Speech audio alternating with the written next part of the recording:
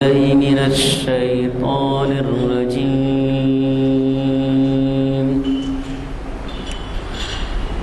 بسم الله الرحمن الرحيم.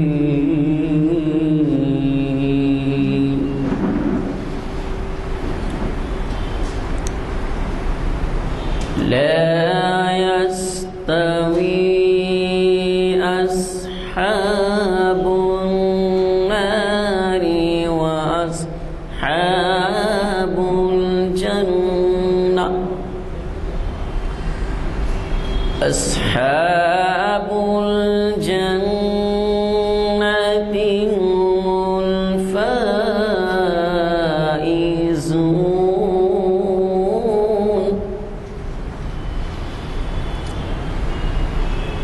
لو أنزلنا هذا القرآن على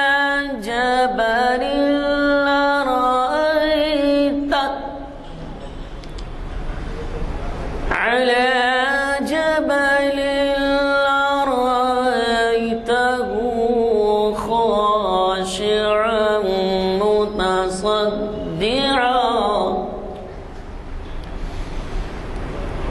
خاشعا متصدعا من خشية الله. وتلك الأمثال نضربها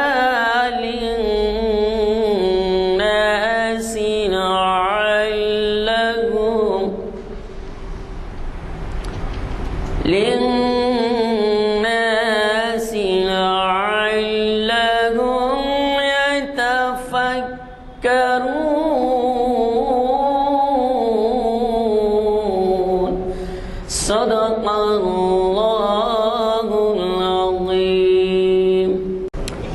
جیسے کہ ہمارے اعلامیہ میں بتلایا گیا ہے اور اعلان بھی ہو چکے ہیں، اس کے مطابق آج ہماری کانفرنس ہال جامع مسجد عالیہ گن فاؤنڈری میں آج بتاریخ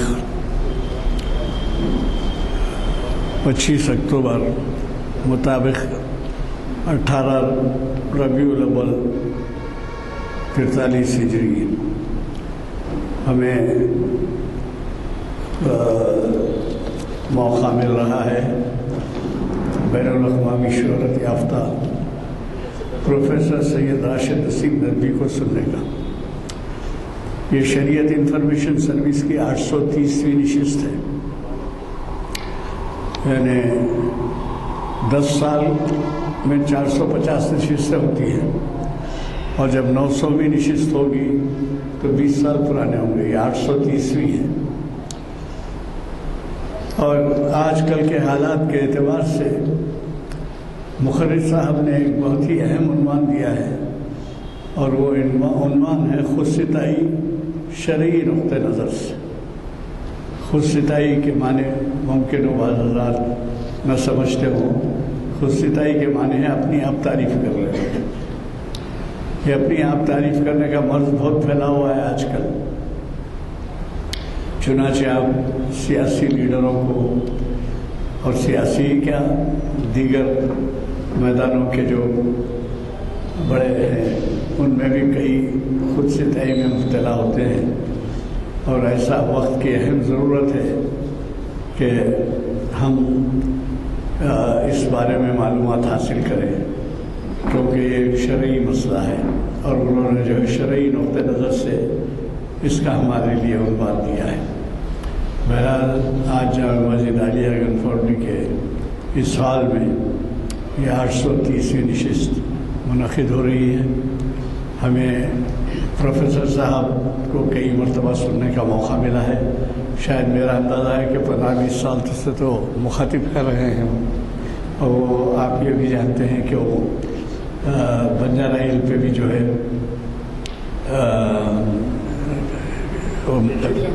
مسجد چڑیان پیلیس کی مسجد میں ہمیشہ خطاب کرتے ہیں تو وہاں پر بھی بڑے اجتماعات ہوتے ہیں، اور وہ آپ کو اندازہ نہیں ہے وہاں کتنے لوگ آتے ہیں۔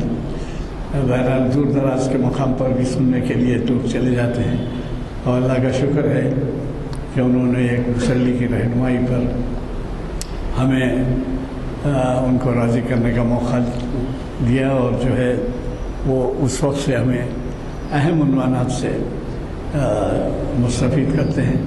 اور جب یہ میں آپ سے مخاطب ہو رہا ہوں تو ایک بین الاقوامی طور پہ دیکھا جا رہا ہے، اس طرح سے ان کی جو خیالات ہیں ہمیں خوشی ہوتی ہے کہ بین الاقوامی طور پر ان کی قدر کی جاتی ہے۔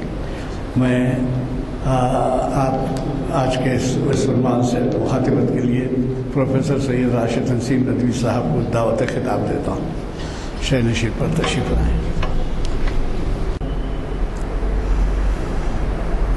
الحمد للہ رب العالمین، والصلاة والسلام على سید المرسلین وعلى آلہ واصحابہ اجمعین، اما بعد،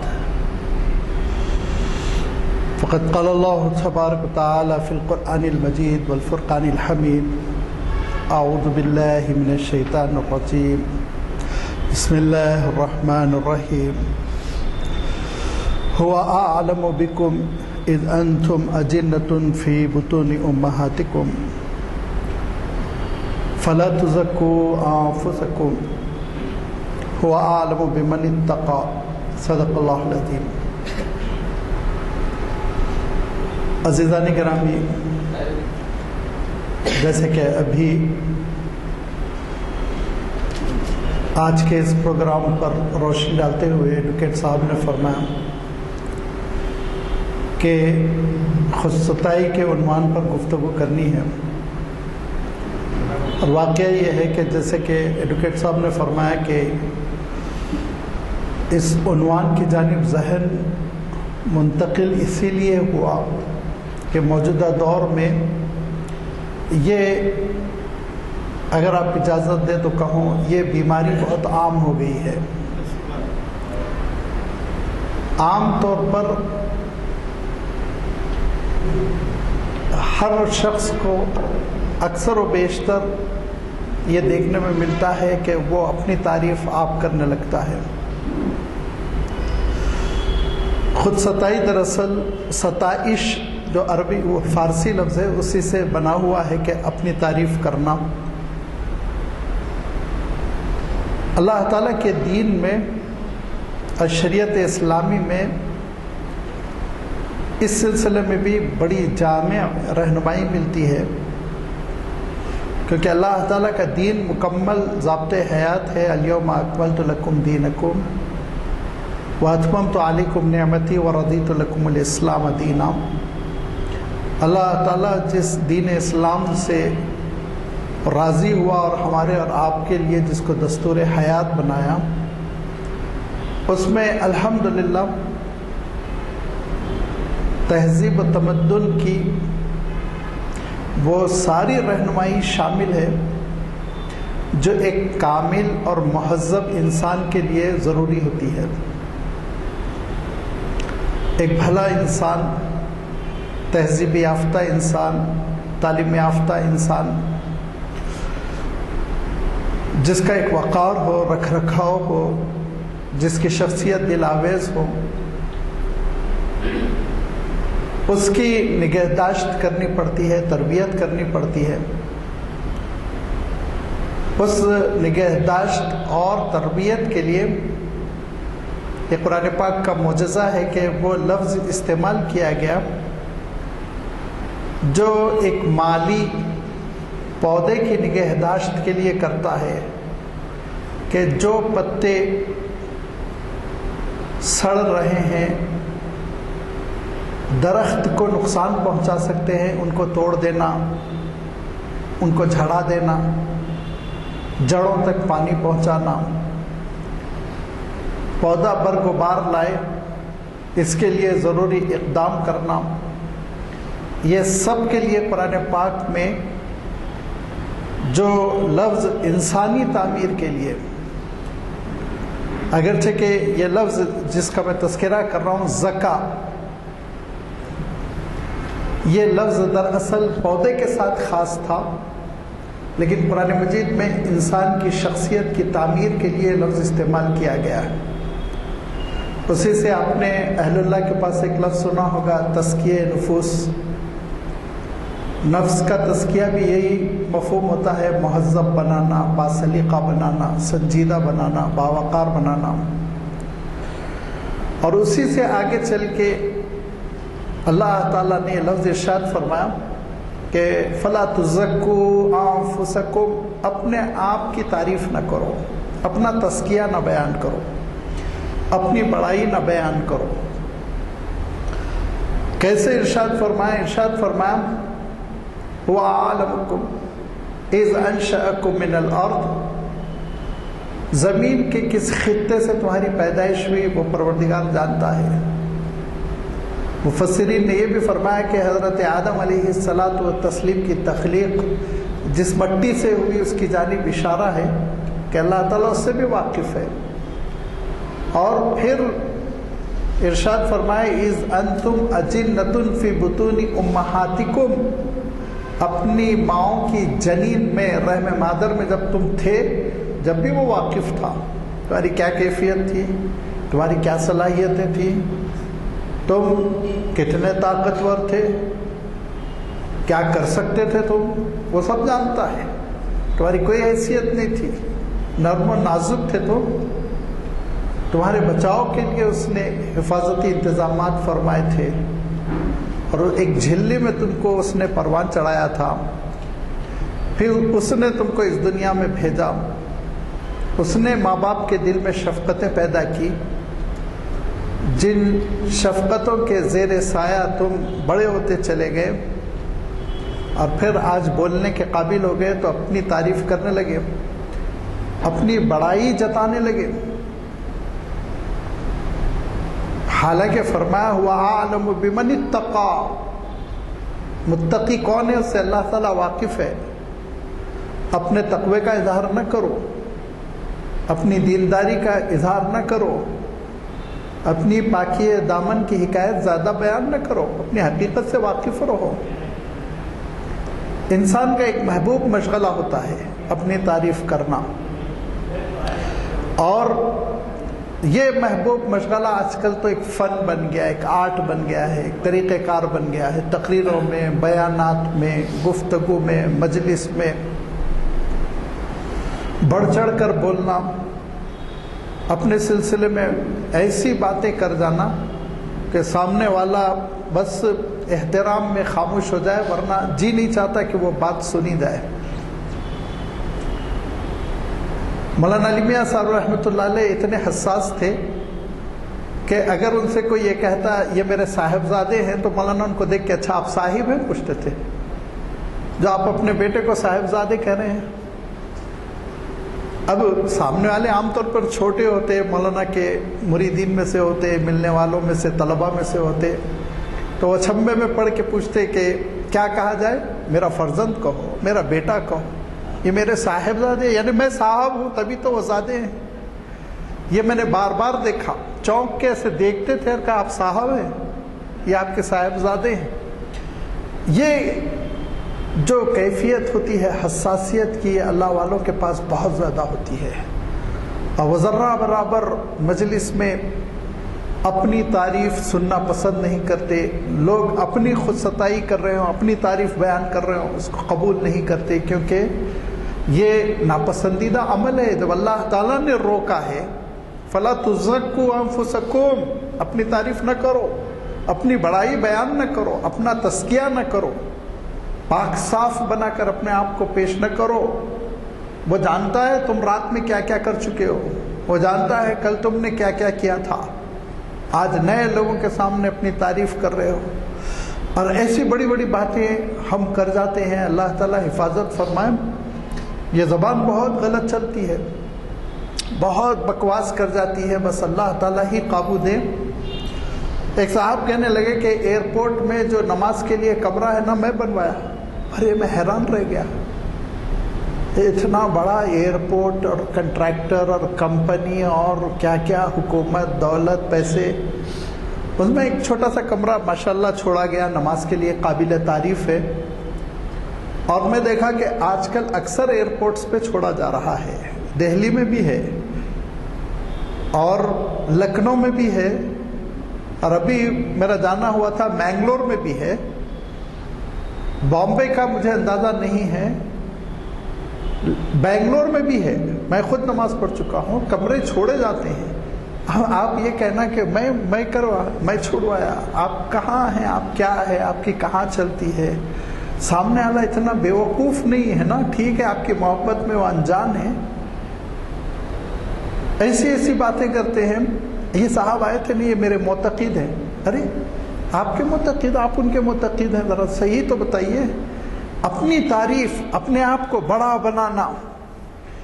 اور اتفاقاً ایڈوکیٹ صاحب فرما رہے تھے، اور وہ وجہ ہے کہ سیاسی لیڈروں میں تو ہے، وہ تو ہے ہی، ان کی تو بیماری ہونا بھی چاہیے وہ. لیکن حیرت انگیز بات ہے کہ مذہبی لوگوں میں، مذہبی مقررین میں، ایک مقرر تھے، بیچاروں کو کوئی بھی مولانا نہیں کہہ کے پکارتا تھا، اور ان کو بڑی خواہش تھی کہ ان کو مولانا کہہ کے پکارا جائے. تو انہوں نے یہ ترکیب اپنائی کہ لگاتار تقریروں میں یہ بولتے رہے. میرے تقریر کے بعد ایک صاحب آئے اور انہوں نے کہا مولانا آپ نے یہ بیان کیا. اب جب 20-25 مرتبہ انہوں نے اپنے آپ کو مولانا کہہ دیا تو لوگ نے بھی مولانا کہنا شروع کر دیا. ایک صاحب ہمارے دوستوں میں اتنے واقعات ہیں آپ حیرت کریں گے. ان کے بیٹے NRI اچھی خوبصورت شیروانی سلا دی. والد صاحب کو ریٹائرڈ ہوئے تھے ہیلتھ ڈپارٹمنٹ سے، تو ایسی کالی ٹوپی اور اچھی ہاف وائٹ شیروانی پہن کے آ کے میرے پاس کہہ رہے، مجھ سے کہہ رہے ہیں کہ مجھے لوگ کہہ رہے ہیں تم تو مفتی اعظم ہو. ہاں مفتی اعظم تو اللہ کے رسول صلی اللہ علیہ وسلم ہے. مفتی کو زیبا نہیں دیتا وہ اپنے آپ کو مفتی اعظم کہے. شیروانی سے آپ مفتی بن جاتے ہیں. اب بیچارے جتنے مفتیوں کے پاس شیروانی نہیں ہے ان کا کیا حشر ہوگا آپ سوچئے. اتنی بڑی بڑی باتیں لوگ کہتے ہیں، اتنی تعریف کرتے ہیں. اور آپ دیکھیں گے تعلیم یافتہ اور مہذب لوگوں کی مجلس میں دیکھیں گے کہ ایک دوسرے پر غالب آنے کی کوشش. میں مجلس میں غالب آ جاؤں، اتنا بولوں کہ لوگ مجھے سنیں. اب لوگ کیا ہے، ایک درد سر چلو بول رہے ہیں، یہ انجان رہتے ہیں، اس کے معنی یہ نہیں ہوتے کہ لوگ آپ کے معتقد ہو رہے ہیں، محب ہو رہے ہیں، آپ کو تعریف کر رہے. نہیں، دلوں میں مقام کھو دیتا ہے انسان. لیکن جو اصلی عطر ہوتا ہے نا، وہ تو خوشبو خود بتا دیتی ہے. اس کی تعریف کرنے کی ضرورت تھوڑی ہوتی، اس کی خوشبو خود بتا دیتی ہے کتنا قیمتی ہے، کتنا اچھا ہے. اور یوں ہی گاہک اس پہ گرنے لگتا ہے. لہذا انسان کے اندر جب صلاحیت ہوتی ہے تو وہ خاموش بھی رہے، اس کی شخصیت بولتی ہے.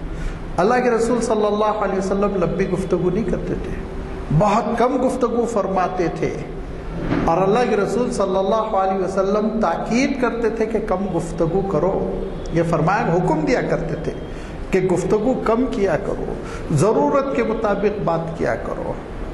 اور یہ کہا جاتا ہے، آپ صلی اللہ علیہ وسلم کی جانب منسوب کیا جاتا ہے، لیکن میں تحقیق کیا، حدیث تو نہیں ہے، لیکن بزرگوں میں سے کسی کا قول ہے کہ رحم اللہ امرأ قال خیرا فغنم وسکت فسلم. رحمتیں ہوں اللہ کی اس شخص پر جو کرتا ہے تو اچھی بات کرتا ہے اور اس کو ثواب ملتا ہے، یا پھر خاموش رہتا ہے تو سلامتی میں رہتا ہے. لہذا مجلس میں بولنا اور اپنے آپ کو مجلس میں غالب کرنے کی کوشش کرنا. اللہ کے رسول صلی اللہ علیہ وسلم نے فرمایا، المتفیحقون، المتفیحقون کے معنی یہ کہ منہ پھاڑ پھاڑ کے بولتے چلے جانا، شور کرنا، زور سے بولنا، دوسروں کی آواز دب جائے، میری آواز غالب آ جائے، اس جذبے کے تحت بولنا. آپ صلی اللہ علیہ وسلم نے فرمایا، سرسارون المتشدقون المتفیحقون، یہ ان کے بارے میں فرمایا جہنم میں جائیں گے، جہنم میں جائیں گے. اسلام نے تواضع کو پسند کیا، انکساری کو پسند کیا ہے، بندگی کو پسند کیا ہے. اس سے پہلے کہ میں کچھ حدیثیں اور ایک دو آیتیں کوٹ کر دوں، میں ایک بات اور بتا دیتا ہوں تاکہ غلط فہمی نہ رہے کہ اسلام میں عزت نفس کی بھی دعوت دی گئی ہے. اپنے آپ کو آپ ذلیل مت کیجئے، اپنے آپ کو رسوا مت کیجئے. بلا وجہ تواضع اور انکساری میں آپ اپنی شخصیت کو مٹی میں نہ ملا دیجئے، یہ بھی نہیں پسند کیا گیا۔ عزت نفس ہو، اپنا احترام ہو، سیلف ریسپیکٹ ہو، اپنے سلسلے میں کوئی ایسی بات نہ کی جائے کہ اس سے اپنا مقام گر جائے، اس کو کبھی اسلام نے پسند نہیں کیا۔ اسلام نے اس کو بھی پسند نہیں کیا کہ اب میں مجلس میں داخل ہوا اور آ کے میں یہاں بیٹھ جاؤں، چپل جہاں اتاری جاتی، نہیں، کیوں؟ مہذب ہو تو مہذب طریقے سے بیٹھو، اس سے تم کو تھوڑی عزت ملے گی، اس طرح کی ان کے ساری بندگی دکھانے سے تھوڑی احترام ملے گا۔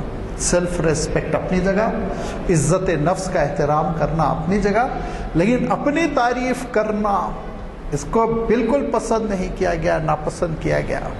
اور اس سلسلے میں جہاں اللہ تعالیٰ نے یہ بات ارشاد فرمائی کہ فلا تزکوا انفسکم، اپنی تعریف خود نہ کرو، دو مقام پر اللہ تعالیٰ نے، سورہ نساء میں بھی اسی سے ملتی جلتی آیت ہے جس میں اللہ تعالیٰ ارشاد فرماتا ہے کہ الم تر الی الذین یزکون انفسہم، دیکھو ان لوگوں کی جانب جو اپنی تعریف کرتے چلے جا رہے ہیں۔ اللہ کے رسول صلی اللہ علیہ وسلم کی مجلس میں آ کے میں سردار ہوں، حاتم طائی ہوں، میں لٹاتا ہوں، صدقات دیتا ہوں، جود و سخا کا پیکر ہوں۔ اللہ کے رسول صلی اللہ علیہ وسلم کے سامنے جتانے کی کوشش کر رہے ہو کہ اللہ تعالیٰ تم سے واقف نہیں ہے۔ اس کی بھی جہاں مذمت اللہ تعالیٰ نے کی کہ اپنی غیر ضروری تعریف نہ کرو، تو اس کا جو مفہوم ہے اس کو ہم پکڑیں۔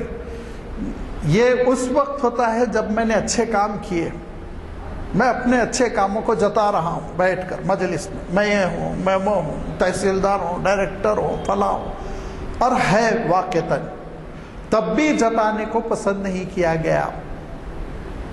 میں ہوں اس قابل، ہے، میں نے کیا ہے، یہ میں نے یہ صدقات دیے، لا تبطلوا صدقاتکم بالمن والاذی، میں نے یہ کام کر دیا، چار مینار بنا دیا۔ جو کام آپ نے کیا ہے وہ کام ذکر کر کر، وہ تعریف کی باتیں ذکر کر کے اپنے آپ کو نمایاں کرنے کی کوشش کرنا، نام و نمود حاصل کرنے کی کوشش کرنا، اس کی مذمت کی گئی ہے۔ چہ جائے کہ ایک اور آگے عادت ہوتی ہے جس کو تو اللہ تعالیٰ نے منافقین کے ساتھ جوڑ دیا۔ آگے ایک اور کیا عادت ہوتی ہے؟ ایک عادت اور یہ ہوتی ہے کہ وہ یحبون ان یحمدوا بما لم یفعلوا، جو کرے ہی نہیں وہ تعریف کروانا چاہتے ہیں۔ سرے سے میرا کام نہیں ہے، وہ میری کوئی خدمت نہیں، میرا کوئی کنٹریبیوشن نہیں، میں نے کیا ہی نہیں وہ کام، اپنے سے وہ منسوب کر رہا ہوں، اپنی تعریف کروانا چاہ رہا ہوں، اپنے سے جوڑ رہا ہوں، اپنے خاندان کے بارے میں لکھ رہا ہوں، اپنے خاندان کے بارے میں بول رہا ہوں، ہمارے خاندان نے یہ کام کیا۔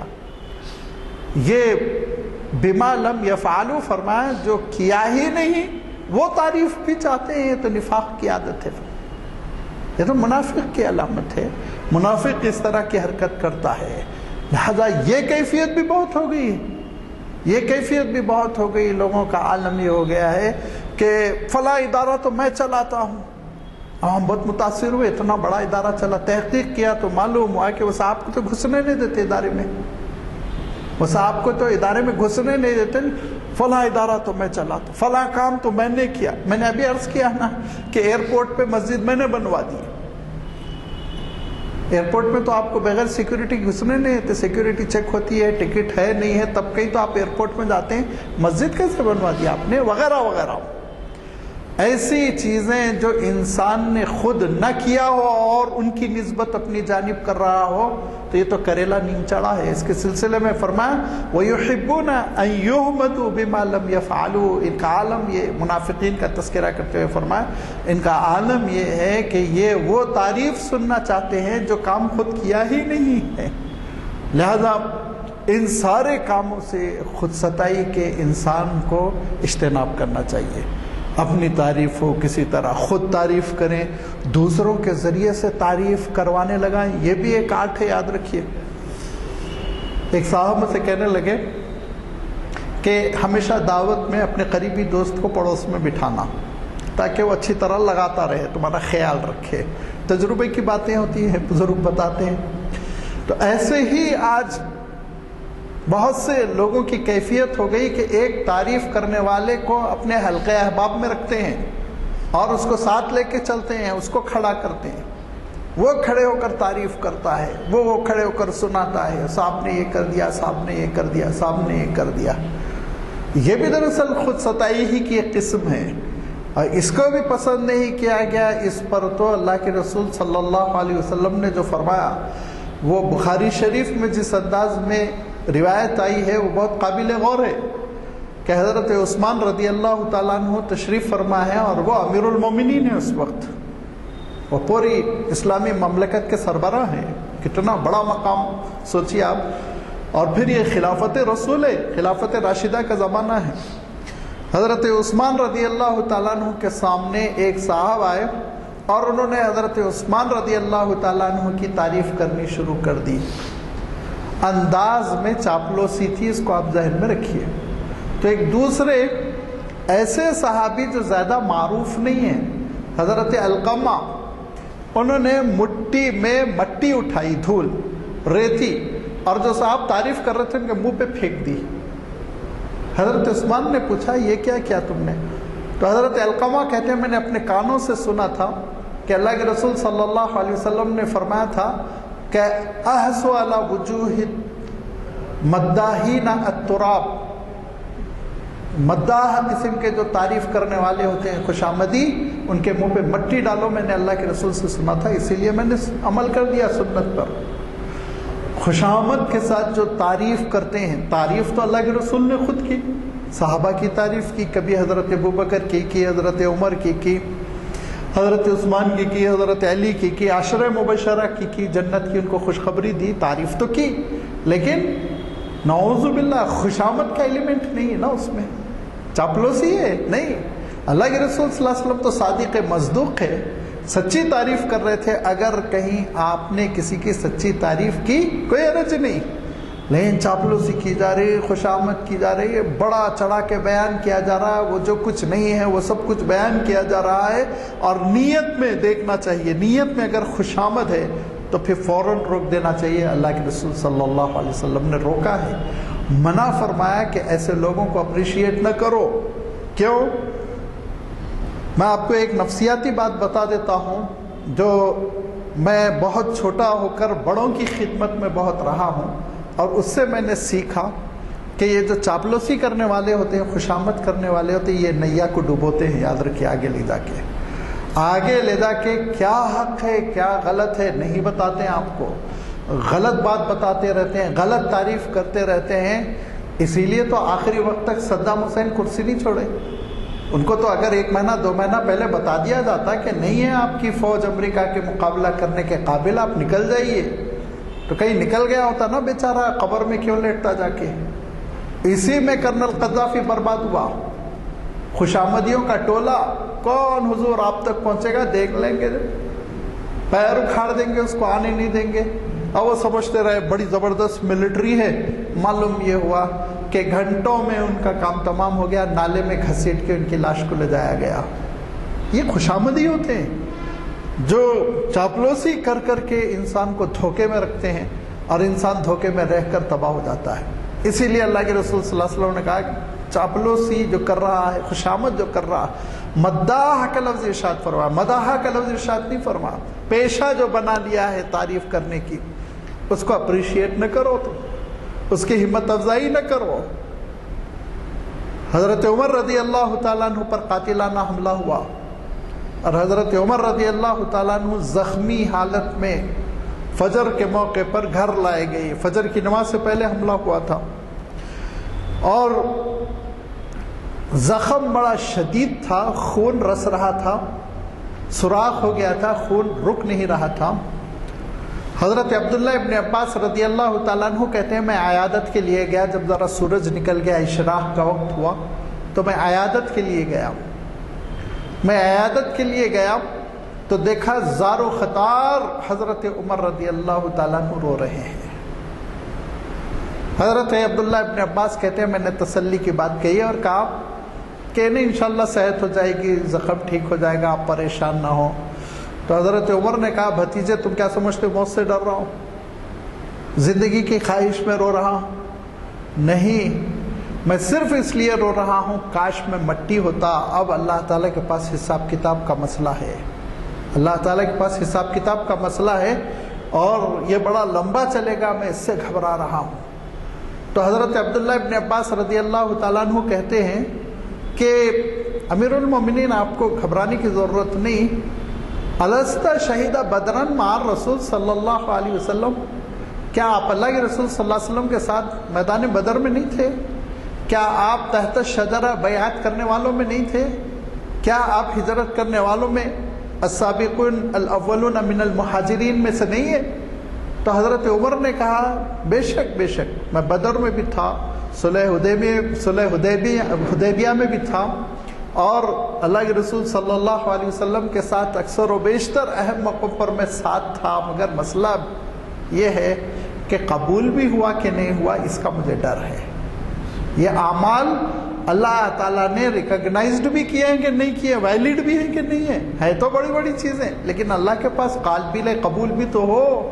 اگر مجھے کوئی یہ شیورٹی دے دے ہاں یہ سب قبول ہو چکی ہیں تو ذرا اطمینان ہو۔ تو حضرت عبداللہ ابن عباس رضی اللہ تعالیٰ عنہ تسلی دیتے ہوئے کہتے ہیں کہ امیر المومنین لازمی بات ہے اللہ کے رسول صلی اللہ علیہ وسلم کے ساتھ آپ کے یہ اہم ترین مواقف تھے تو اللہ تعالیٰ ضرور قبول کیا ہوگا۔ تو کہا نہیں ایسے نہیں، مجھے الٹ دو۔ فرزندوں نے کہا آپ کو الٹنا مشکل ہے، سینے سے خون نکل رہا ہے، آپ سجدے میں نہیں جا سکتے، زخم گھاؤ گہرا ہے، خون رس رہا ہے، سجدے میں آپ نہیں جا سکتے۔ کہا اچھا ایسا کرو میرے گال کو مٹی پہ رکھ دو، میرے گال کو مٹی پہ رکھ دو۔ حضرت عمر رضی اللہ تعالیٰ عنہ کے گال کو، رخسار مبارک کو مٹی میں رکھا گیا تو کہا اے اللہ یہی آخری سجدہ ہے تیرے دربار میں جو کر سکتا ہوں، جو کچھ میرے ٹوٹے پھوٹے بندگی کے اعمال ہے مولا اس کو قبول کر لے۔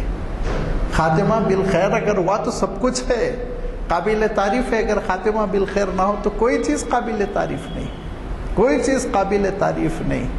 لہذا آج کی جو سوسائٹی کا ایک فیشن بن گیا ہے، ایک رواج بن گیا ہے اپنی تعریف کرنا، کتابوں میں اپنی تعریف، مضامین میں اپنی تعریف، اور ایڈوکیٹ صاحب کو بڑا ادبی ذوق ہے، میری بات سے آپ لطف لیں گے، دوسرے کا تعزیتی مضمون لکھتے ہیں اپنی تعریف کرتے ہیں اس میں۔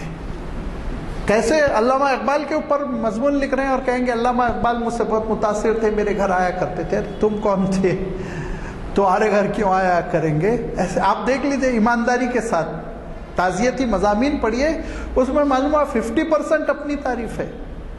مرنے والے ایسا مجھے سمجھتے تھے، میری یوں تعریف کرتے تھے، میرے گھر آیا کرتے تھے، اور میں نے کہا میں تو آپ کا شاگرد ہوں، آپ مجھ سے استفادہ کر رہے ہیں، تو انہوں نے کہا نہیں تمہارا علم تو میرے علم سے زیادہ ہے، سب لکھتے ہیں۔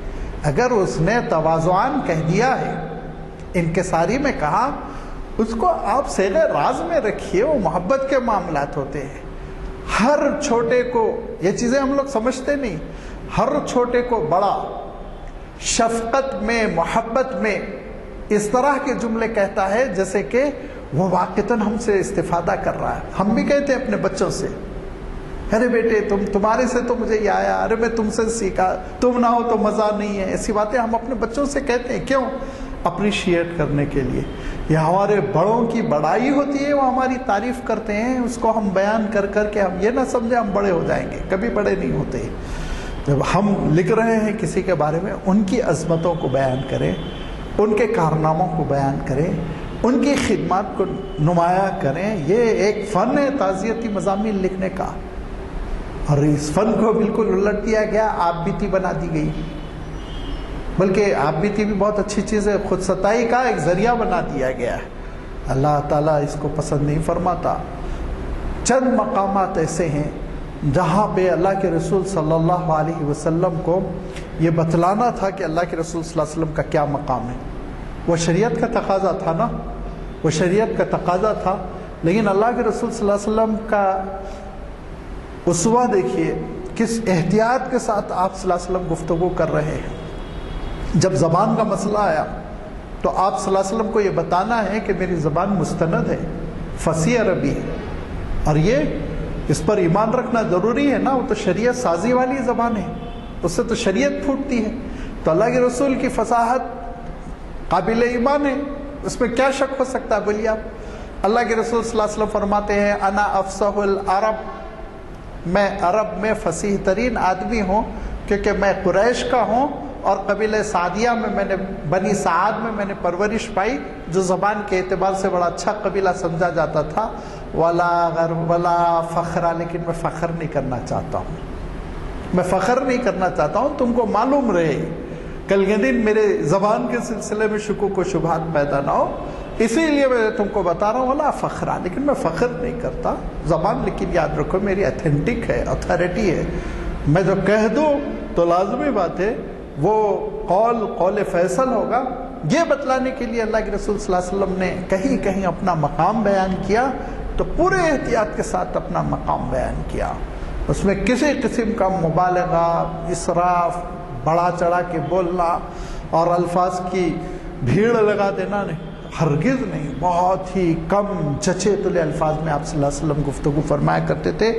لہذا یہ موجودہ دور میں جو ایک رواج چل پڑا ہے اپنی تعریف کرنا، مجلسوں میں، تقریروں میں 50% تقریر میں اپنی تعریف، بیان میں مقرر اپنی تعریف، اور ہم یہ کر دیے اور ہم یہ کر دیے اور میرے بیان کا یہ اثر ہوا۔ اور علامہ شبیر احمد عثمانی رحمۃ اللہ علیہ حیدرآباد تشریف لائے تھے اور مکہ مسجد میں ان کا والعصر ان الانسان لفی خسر پر خطاب ہوا تھا، یہ آزادی سے پہلے کی بات ہے۔ اس کے بعد وہ واپس گئے اور انہوں نے اپنے پیر و مرشد کو خط میں لکھا، میرا حیدرآباد جانا ہوا تھا، بہت بڑے مفسر ہیں علامہ شبیر احمد عثمانی، تفسیر عثمانی آپ اٹھا کر دیکھیے، پہلے سعودیہ وہی تفسیر چھاپ کے تقسیم کرتا تھا، بعد میں احسن البیان تقسیم کر رہا ہے، بہت بڑے مفسر گزرے ہیں وہ، آخر وقت میں پاکستان شفٹ ہو گئے تھے، وہیں وفات ہوئی ان کی۔ شفٹ کیا ہوئے تھے، ان کو بلایا گیا تھا، شورا بنا کر ان کو بلایا گیا تھا، وہ تشریف لے گئے تھے۔ تو علامہ شبیر احمد عثمانی رحمۃ اللہ علیہ نے ایک خط لکھا اپنے پیر کو اور لکھا کہ حضرت حیدرآباد جانا ہوا تھا اور وہاں کی ایک بڑی مسجد ہے مکہ مسجد، اس میں والعصر کی میں نے تفسیر کی، الحمدللہ سامعین بہت متاثر تھے۔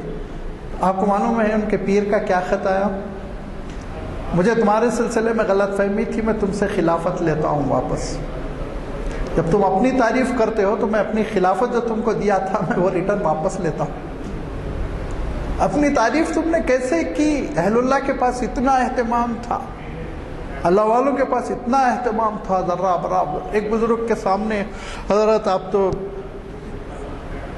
اپنے وقت کے پیر ہیں، قطب ہیں، آپ کی وجہ سے یہ پورے تحریک چل رہی ہے، یہ اصلاحی کام ہو رہا ہے، تو کہا کہ ایسا کرو ایک لفظ کہہ دو قصہ ختم، مجھے کہہ دو شیخ السماوات والارض ہوں، قصہ ختم ہو جائے گا، اتنی لمبی تعریف کیوں کر رہے ہو؟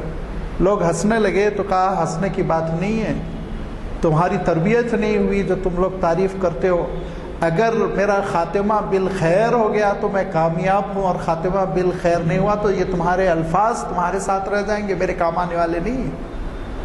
اہل اللہ نے کبھی اپنی تعریف کو پسند نہیں کیا۔ آج مسئلہ کیا ہو گیا، ہم لوگ اہل اللہ کی صحبتوں میں بھی نہیں بیٹھتے، ہم نہیں دیکھتے ہیں کہ وہ کیسے رہتے ہیں، ان کی سادگی، ان کا کھانا، ان کا رات میں آرام کرنا، ان کا لباس۔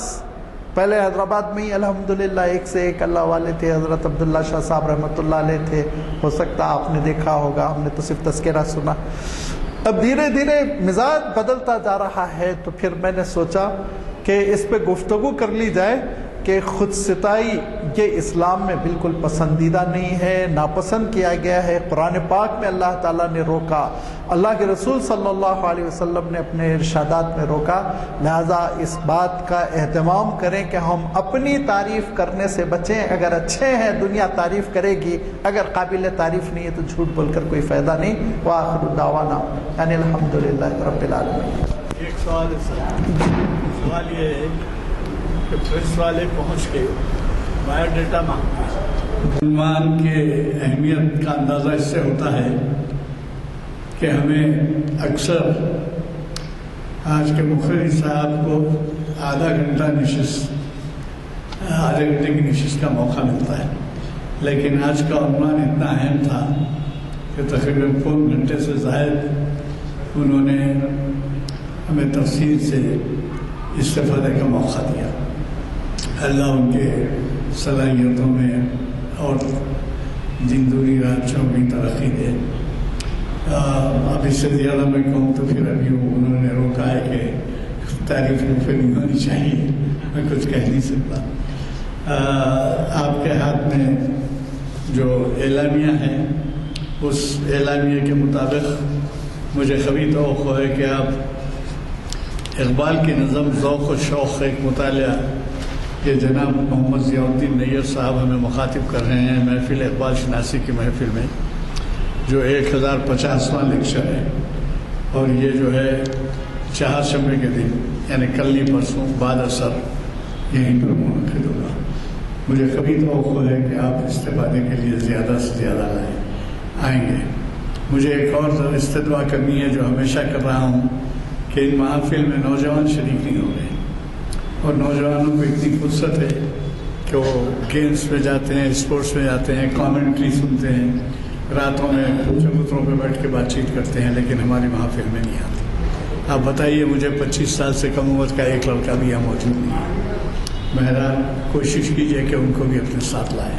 اگر یہی سوچئے کہ ہماری حاضری ایک 20-25 آدمی کی ہے، تو اگر 20-25 نوجوان بھی آ جائیں تو 40-50 کی تعداد ہو جائے گی، یعنی ہمیں اس کا موقع رہے گا کہ ہم استفادے کا سرکل زیادہ سے زیادہ کریں۔ چونکہ دعا ہو چکی ہے، میں دعا کر لیا۔ سبحان اللہ بحمدہ، سبحان اللہ العظیم، نشہد ان لا الہ الا انت نستغفرک و نتوب الیک۔